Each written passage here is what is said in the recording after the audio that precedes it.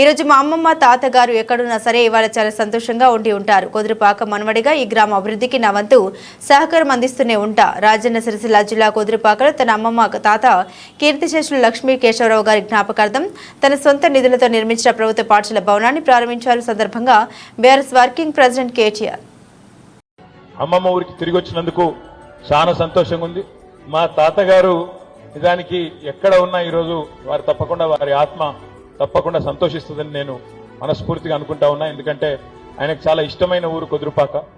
ఎంతో ఎప్పుడు ప్రతి సందర్భంలో ఇక్కడికి తీసుకొచ్చేది మమ్మల్ని అందరినీ, మనవలు మనవరాళ్ళందరినీ కూడా ఇక్కడ తీసుకొచ్చేది. అట్లాంటిది వారి జ్ఞాపకార్థం, మా అమ్మమ్మ జ్ఞాపకార్థం ఇక్కడ ఇవాళ బడి కట్టినాం. ఇప్పుడు ఎమ్మెల్యే గారు అంటా ఉండే, అన్న మరి అమ్మని తీసుకురాలేకపోయినా అని. అమ్మ కొద్దిగా రాలేకపోయింది, కానీ మా మామని పంపించింది.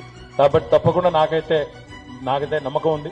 మా తాతగారి ఆత్మ ఎక్కడ ఉన్నా, అమ్మమ్మ గారి ఆత్మ ఎక్కడ ఉన్నా తప్పకుండా వారు శాంతిస్తారని చెప్పి అనుకుంటూ, ఇంకా ఏదైనా బడికి కానీ కుదురుపాక ఊరికి కానీ కావాలి అంటే సరే, ఇలా నేను ప్రభుత్వంలో లేకపోవచ్చు కానీ తప్పకుండా నా వ్యక్తిగతమైన ఒక మన్మడుగా, కుదురుపాక మన్మడుగా ఎల్లవేళలా కుదురుపాకకు అండగా ఉంటాననే మాట కూడా తెలియజేస్తూ, తప్పకుండా మళ్ళొకసారి ఈ కార్యక్రమానికి సహకరించిన ఎమ్మెల్యే గారికి, అధికారులకి, పిల్లలకి, ఉపాధ్యాయులకి పేరు పేరున అందరికీ కూడా హృదయపూర్వకంగా నమస్కారాలు, ధన్యవాదాలు. గుడి కూడా తప్పకుండా పూర్తి చేసి మళ్ళొక రోజు ఇట్లా నూకుడు దబ్బులు లేకుండా వేసుకుందాం. ఆ ఒక్క రోజు నూకుడు దబ్బులు లేకుండా రాజకీయాలకు అతీతంగా కలిసిమెలిసి, గుడి అంటే దేవుడి పండుగ కాబట్టి ఆ రోజు మంచిగా సఖ్యతగా చేసుకుందామని చెప్పి తెలియజేస్తూ, ఆ రోజు గుడి కట్టిన రోజు ఊరోళ్ళందరికీ భోజనం పెట్టించే బాధ్యత కూడా నేనే తీసుకుంటానని చెప్పి కూడా తెలియజేస్తూ, మీరు పెడతారని నేను పెట్టాను.